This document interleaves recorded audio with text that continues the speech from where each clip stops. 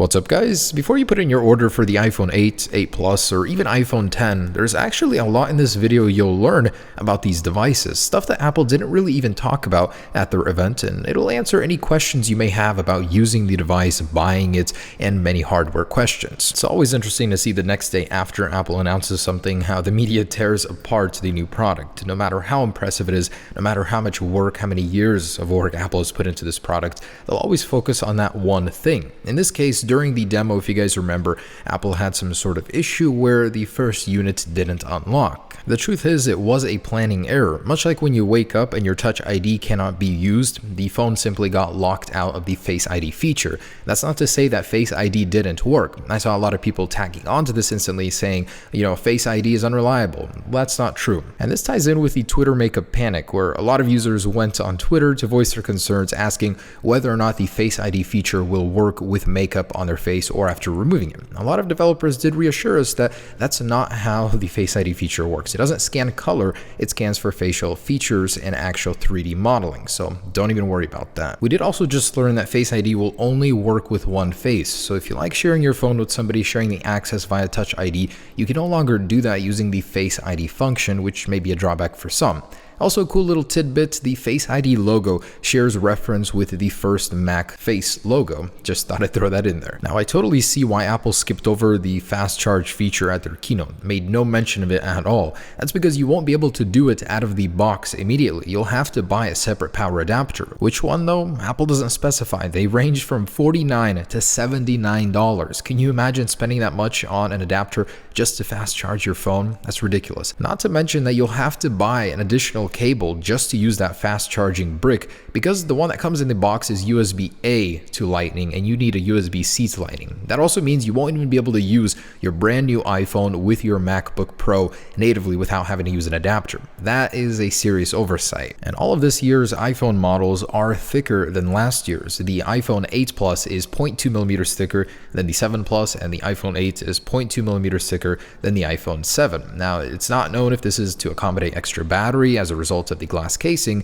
but just so you know, they are thicker. But don't worry, because they will fit all of your existing iPhone 7 and 7 Plus cases. Apple makes direct reference to their cases that they will fit both the 7 and 8 model series. Now, for those of you that found Reachability a very useful software tweak, it has been unfortunately removed for the iPhone 10.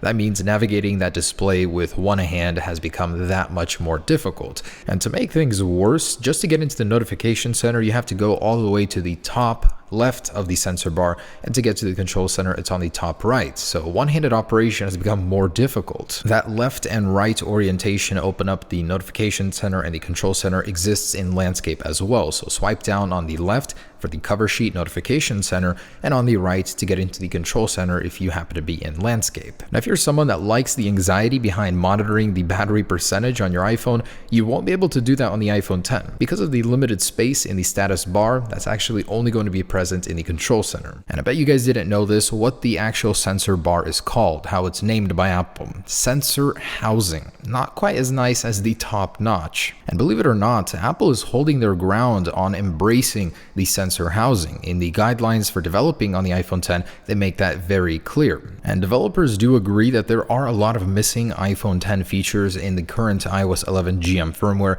so they're saying iOS 11.1 or 11.2 is more likely for a final release build on the iPhone 10. Now, if you currently use an iPhone Plus series, carefully consider your options, as your content will appear cropped on the iPhone 10 screen size. In this comparison by Steve TS, he shows us just what that could look like. Although the screen is taller, it does shrink in terms of width. That means a lot of your content will shrink as well. It won't really quite be as grand of an experience, and that's actually limited in many areas as well, such as Safari. In Safari, look at this view. I mean, the sides are going to be cropped. You get this white bar on both sides of your content in Safari. It looks pretty terrible for an experience like that. Not to mention that you don't get the tabs as well in Safari. So if you got used to those in landscape, you won't be seeing them on the iPhone 10 either, unfortunately.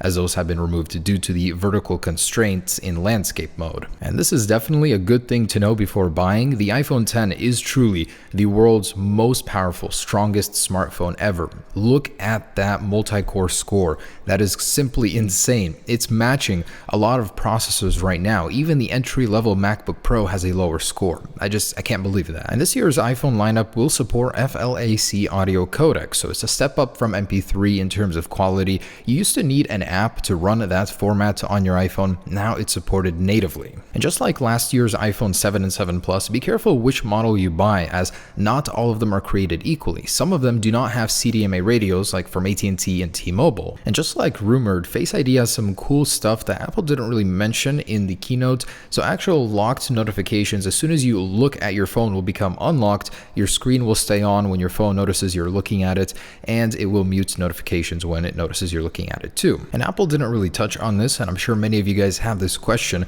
before buying your phone. How will the home indicator work? The bottom bar. It will actually get hidden when certain applications require it, so that is a possibility, and it will have a lockout feature. So if you're worried about scrolling in Safari, you can actually scroll twice up on the home bar and it will appear. It is also capable of adapting and changing colors depending on the content beneath it. That's a really cool feature Apple certainly didn't tell us about. And actually using Siri on the iPhone X will hide the home indicator as soon as she becomes activated. Just one of those cool little touches. Now, how will notifications work? Developer Rambo shows us in a simulator they'll work just like before, but they will be cropped by the sensor cutouts. Then when you drag them down, they'll work like usual. You can go all the way down to dismiss. Now, how will screenshots work without a home button? Volume up plus power button, as simple as that. So things are changing with the buttons as well. I don't even know what to call the button on the side. It's no longer a power button.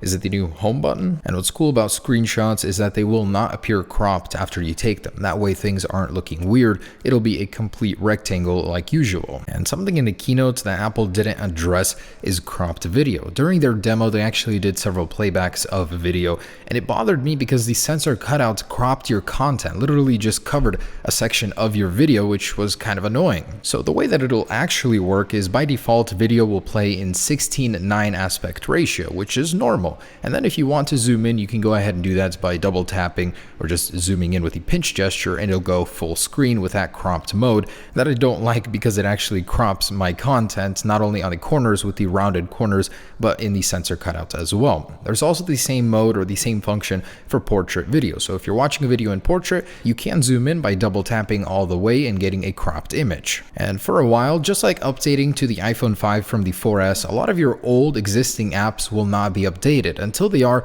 how are they going to look? And they're going to be a little bit cropped. So on the top, you're going to get a black bar, and on the bottom, it won't look too terrible, but it definitely won't look updated. It'll look a little bit off, and I'm sure app developers will get on that ASAP. And I also wanted to mention Bluetooth 5.0, the first ever on an iPhone, and Apple barely made any mention of it. It's actually a fantastic upgrade because Bluetooth 5.0 is more efficient. It actually reaches out further and allows more data to be transmitted through it. So you're going to be seeing a lot of support for third-party accessories that actually take advantage of this, and you might even be able to use split audio, so share the same stream with multiple sources. And something I'm definitely not a fan of, Apple Care. The prices for it have been increased on the iPhone 8, 8 Plus, and iPhone 10. So on the iPhone 10, the increase is $50. On the iPhone 8 and 8 Plus, that's $20. I guess it makes sense. It's a more expensive iPhone, so Apple Care should be more expensive. It's sort of an insurance for your phone, but still, that kind of sucks for something like this. And believe it or not, here in America, the price of your iPhone 10 fully loaded with Apple Care and tax may crest $1,500. That's just insane to think about spending that much on an iPhone, but it could definitely rack up to that much. And why is the price between a 64 and 256 gigabyte iPhone 10 $150 instead of the standard $100? Well, same thing for the iPads. Apple just increased the price of those by $50 for the higher end storage models. That's because NAND flash storage right now is at a shortage. That means the prices have gone up as a result. Now, if you think the prices here in America are insane, be glad you aren't living in Europe. Look at these prices with the currency conversion done on them. That is simply insane. Their taxes kill them, the import fees. You get up to $1,700 in Hungary. That's just insane. And if you're pre-ordering an iPhone 8 or 8 Plus, know that the most exclusive unicorn color will be the new gold color. It definitely looks like something a little bit unique. It's got a hint of blush gold in it, the rumored name. It definitely looks good, so that one will be the hardest to get. Keep that in mind when ordering this weekend. And just want to share some secrets about pre-ordering if you don't know about these already. How do you ensure that you can get an iPhone on the launch day? Well, you want to use the official Apple Store app, and the day before the device goes on pre-order, so in this case on Thursday, go ahead and save that device to your cart. With AppleCare or without, doesn't matter. The day that they actually come out, you'll have it in your cart ready to go right away. So there it is, guys. Hopefully you learned a thing or two from this list. Definitely a lot of stuff in here that hasn't been made conventional knowledge. Good luck with your pre-orders, guys, and your choice in general. Peace.